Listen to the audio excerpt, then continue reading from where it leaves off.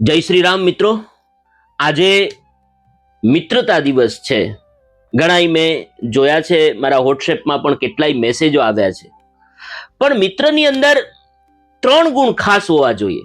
એક પ્રામાણિકતા, બીજું વફાદારી અને ત્રીજો ગુણ નિસ્વાર્થ. તમારો સ્વાર્થ જ્યારે સધાતો હોય અને એને કારણે તમે કોઈ સાથે મિત્રતા કરો ને, તો એ મિત્રતા ટકે નહીં. ન તો તમને ફાયદો થાય, ન તો સામાવાળાને ફાયદો થાય. જો કે ફાયદા માટે મિત્રતા હોતી નથી. મિત્રતા એ સ્નેહ માટે હોય, પ્રેમ માટે હોય. આપણે નથી ઘણી વખત કહેતા કે ભાઈ એ વ્યક્તિ સાથે મારી ઘણી લેણા દેણી છે, અને એ કુદરતી રીતે એ વ્યક્તિ સાથે આપણી મિત્રતા બંધાઈ જાય, કોઈ સ્વાર્થ ન હોય.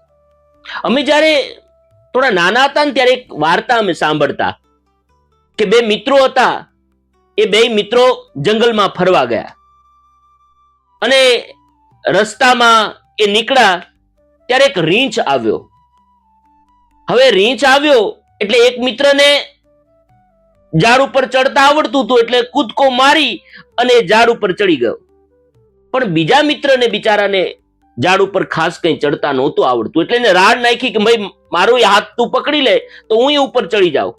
પણ પેલા એ કંઈ જવાબ ના આપ્યો. એટલામાં એ રીંછ આવી ગયો. એટલે જે નીચે ઝાડની નીચે જે મિત્ર હતો એને એવો ખ્યાલ હતો કે ભાઈ આ રીંછની સામે આપણે આમ સૂઈ જઈએ અને મુર્દા જેવું વર્તન કરીએ, શ્વાસ રોકી લઈએ તો રીંછ આપણે ખાતો નથી, એટલે સૂઈ ગયો, શ્વાસ રોકી દીધો. અને એ દરમિયાન ત્યાં એ રીંછ આવ્યો. એટલે રીંછને લાગ્યું કે આ માણસ મૃતપ્રાય છે, એ મરી ગયો છે, એટલે સૂંઘીને રીંછ જતું રહ્યું.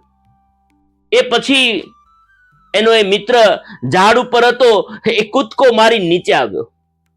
નીચે આવીને હસતો હસતો ઓલાને કીધું, કેમ તારા કાનમાં પેલા રીંછે શું કહ્યું?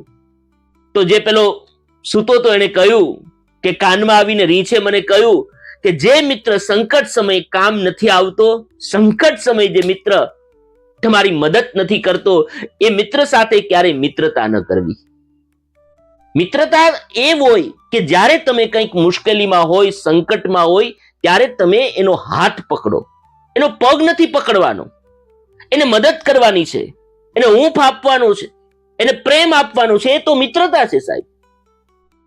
મિત્રતા કંઈ બતાવવાની વસ્તુ નથી. ઘણી વખત તો કે ભાઈ તું મારો મિત્ર છે ને તું આમ છે ને તું તેમ છે. ઘણી વખત વાચાળ મિત્ર હોય ને, આમ બોલકા, એ તો એટલા બોલી બોલીને પલાળી દે તો આપણને એમ લાગે કે આના જેવો તો કોઈ મિત્ર જ નથી, આપણે તો ધન્ય થઈ ગયા, આ મિત્ર મળી ગયો.